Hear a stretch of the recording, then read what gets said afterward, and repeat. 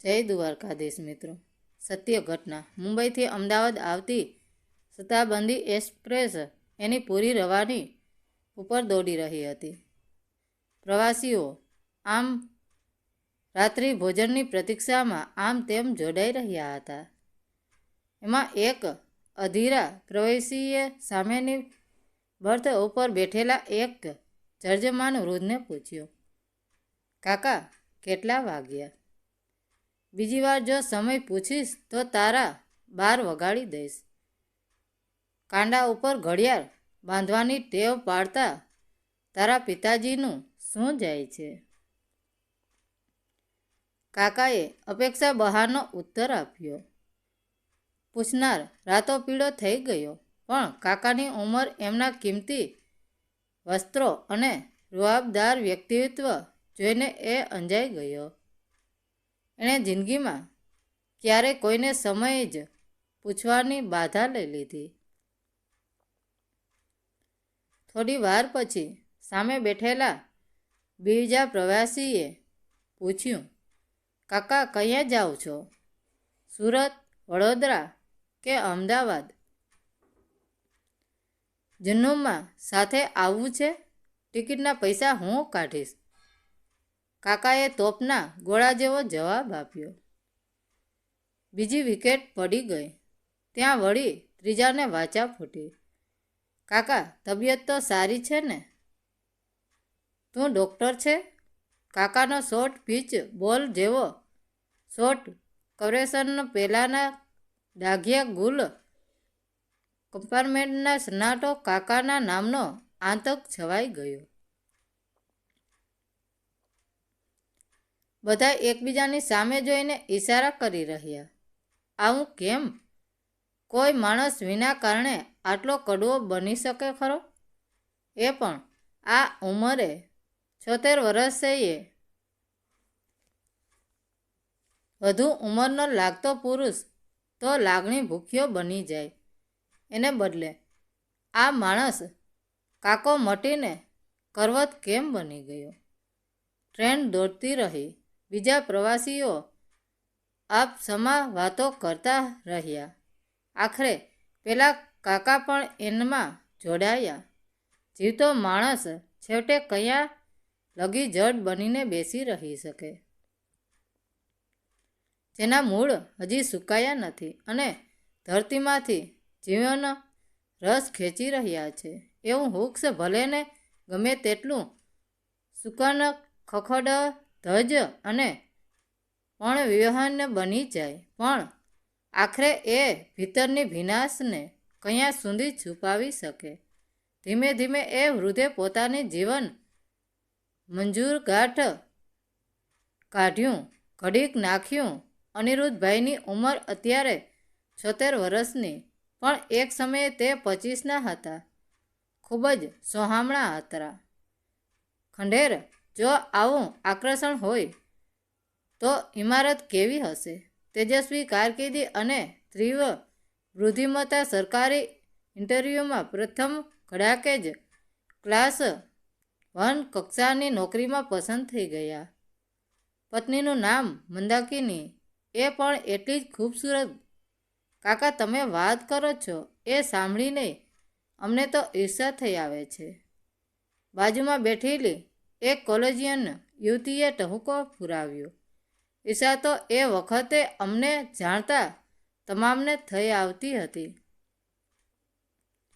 મુંબઈના એ જમાનામાં એટલી સમાજમાં અમારી જોડી અનુ મંદાના નામથી પ્રખ્યાત બની ચૂકી હતી.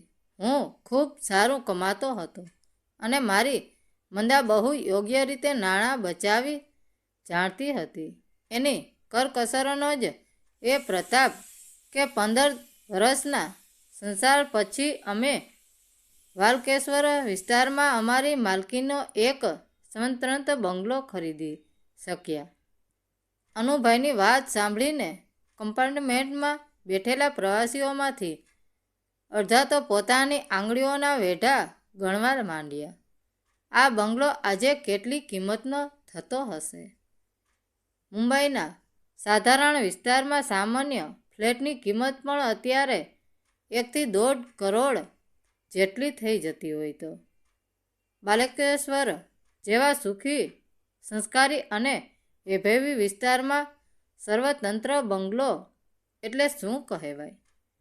મને 3 જ શોખ હતા. એક સારું ભોજન જમવાનો અને બીજો સારો કપડાં પહેરવાનો. અનુભાઈ 2 શોખ આગળ અટકી ગયા. કમ્પાર્ટમેન્ટના કાન ઊંચા કરીને સાંભળી રહ્યો હતો. છેવટે એક યુવતીની ધીરજ ખૂટી. એ પૂછી બેઠી, અને ત્રીજો શોખ તારી કાકીને પ્રેમ કરવાનો? અનુભાઈએ એવી રોમાન્ટિક અંદાજમાં આ વાક્ય ઉચ્ચાર્યું કે એ પોતે જ 76માંથી 26ના થઈ ગયા. અનુભાઈ અને મંદાબહેનને એક પછી એક 3 દીકરીઓ જન્મી. કાકા 3 દીકરીઓ શા માટે પેદા થવા દીધી? દીકરાની લાલચમાં એક સ્ત્રીએ ટોણો મારતી હોય એમ પૂછ્યું. ના, અમારે મન દીકરો કે દીકરી વચ્ચે કોઈ ભેદભાવ ન હતો. અને એ વખતે 2 બસનો જમાનો પણ ક્યાં હતો? અનુભાઈની આ 3 વળી થીરી ડબ્બામાં બધાને મોજ કરાવી રહી હતી. એવી જ મોજ અનુભાઈને જીવનમાં આવી રહી હતી. 3 દીકરીઓને એમણે લાડકોડથી ઉછેરી, ખૂબ સારું ભણાવી, સુખી ઘર અને સારો વર શોધીને એક પછી એક 3ને પરણાવી દીધી. બધું બરાબર ચાલી રહ્યું હતું. જિંદગીની ટ્રેન પૂરપાટ વેગે દોડી રહી હતી. ત્યાં જ એને બેવડો અકસ્માત નડી ગયો. અનુભાઈના બોલવામાં કંપન ભળી ગયું. હું 58 વર્ષનો થયો ત્યારે વિચાર્યું હતું કે હવે ઘરે બેસીને શાંતિથી મંદાની સાથે નિવૃત્તિ ભરી જિંદગી માણીશ. પણ અચાનક એ જ વર્ષે સાવ ટૂંકી માંદગીમાં મારી પત્નીનું અવસાન થયું.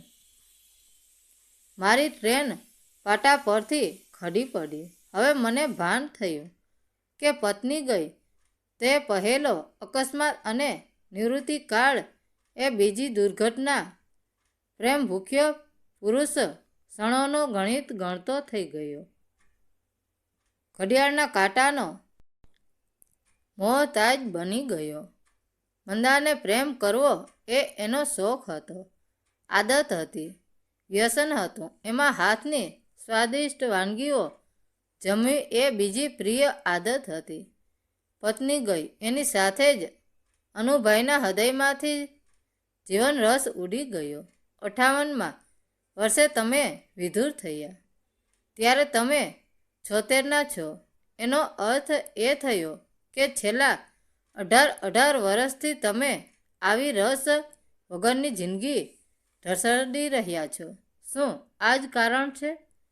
તમારી જીભ ઉપર આવી ગયેલી કડવાશનો આ પ્રશ્ન પૂછનાર પ્રવાસીએ જ હતો, જેણે સફરની શરૂઆતમાં જ અનુકાકાના મોઢેથી એના પિતાશ્રી સમાણી ગાળ ખાધી હતી. ના, કેરી ગમે તેટલી કહેવાય તો એ કડવી તો ન જ થાય. હું મધ જેવો મીઠો માણસ હતો. પોણા ભાગની જિંદગી સુધીમાં ન તો ક્યારેય ઝેર ચાખ્યું હતું, ન કાઢ્યું હતું. મંદાના મૃત્યુ પછી પણ 10-12 વર્ષ તો મેં ખેંચી કાઢ્યા. પૈસાની ખોટ ન હતી, શરીર ખડતલ હતું. આખો દિવસ સાહિત્ય, સંગીત અને મિત્રોની સબોતમાં પસાર થઈ જતો હતો. અને ગમે ત્યારે ગમે તે હોટલમાં જમી લેતો હતો. પણ છેલ્લા 2-3 વર્ષથી શરીર લથડવા માંડ્યું. આંતરડા નબળા પડતા ચાલ્યા. મિત્રો પણ એક પછી એક બિછડે સભી બારી બારીની જેમ મને એકલો છોડીને રવાના થયા. ત્યાંથી મારી કમબખતીની શરૂઆત થઈ. અચાનક અહીં સુધીની વાત સાંભળ્યા પછી કોકને યાદ આવ્યું, તમારી દીકરીઓ શું કરે છે? એમાંથી કોઈ તમારી મદદે ન આવી? કેવી રીતે આવે? પરણીને સાસરે ગયેલી દીકરીઓ પોતાનો સંસાર સંભાળે કે બાપને સાચવવા દોડી આવે? સૌથી મોટો અને સૌથી નાની દીકરીઓ તો કોલેજે પણ મને મદદ કરવા માટે ન આવી. વચ્ચે દીકરી આવીને કરગરી પડી, પપ્પા તમે મારી સાથે ચાલો, હું તમને પ્રેમથી સાચવીશ. મેં બંગલાને તાળું માર્યું. મંદા મરતા પહેલાં 3 કિલોગ્રામ જેટલું સોનું સાચવતી ગઈ હતી. દીકરીઓને લગ્ન વખતે આપેલા દાગીનાના તો અલંગ મેં 3 સરખા ભાગ પાડીને 1 કિલો સોનું 3 દીકરીઓને વહેંચી દીધું અને વચલીની સાથે ચાલ્યો ગયો. અનુભાઈની જિંદગી હવે ડામરની લીસી સડક ઉપરથી ખળબળાટ રસ્તા પર ફંટાઈ રહી હતી. એકાદ મહિનો તો સારી રીતે પસાર થઈ ગયો, પણ એક દિવસ એ જમાઈને દીકરી સાથે આવો સવાલ પૂછતા સાંભળી ગયા, તારો બાપ હજુ ક્યાં સુધી જીવવાનો છે? એ ઝટ મરે તો બાલકેશ્વરનો બંગલો અને લાખો રૂપિયાની ફિક્સ ડિપોઝિટ તો આપણા હાથમાં આવે. એ જ દિવસે અનુભાઈ દીકરીનું ઘર છોડીને પોતાના બંગલામાં પાછા આવી ગયા. એક નોકર રાખી લીધો મકાનની સાફ સફાઈ માટે, એક બાઈ રાખી લીધી રસોઈ પાણી માટે. બાઈ 65 વર્ષની દુખિયારી વિધવા હતી. સવારથી જ એ બંગલામાં આવી જતી. બંને સમદુખિયા જીવ સાથે બેસીને ચા પીતા. પછી અનુભાઈ લાઇબ્રેરીમાં ઉપડી જતા. બપોરે પાછા આવીને બંને જણા ભોજન લેતા. સાંજની રસોઈ જમાડીને પણ પેલી વૃદ્ધા એના ઘરે ચાલી જતી. આ રીતે પણ મારી જિંદગીના અંતિમ વર્ષો પસાર થઈ ગયા હોત. પણ મારા જમાઈઓને પેટમાં તેલ રેડાયું. એક દિવસ એ 3 જાલિમો ભેગા થઈને મારા બંગલે આવ્યા. મારી સાથે ઝઘડવા લાગ્યા. તમને શરમ નથી આવતી? આ ઉંમરે ઘરમાં રખાતને ઘાલતા? અરે લાવવી જ હતી તો કોઈ જુવાન બાઈને લાવવી હતી ને આ ડોશીમાં તમે શું જોઈ ગયા? બસ મારું દિલ તૂટી ગયું. પેલી બાઈને મેં રવાના કરી દીધી. બંગલાનું તાળું મારી દીધું. વ્હીલ તૈયાર કરાવી લીધું. હવે આખો દિવસ ને પૂરી રાત દેશભરમાં ભટકતો રહું છું. મારા ઘરે ટપાલ વાંચવા પૂરતો એ જતો નથી. હું ખુદ હવે ટપાલ બની ગયો છું. સરનામા વગરની ટપાલ. બસ ટ્રેનમાં જમી લઉં છું, ટ્રેનમાં ઊંઘી લઉં છું.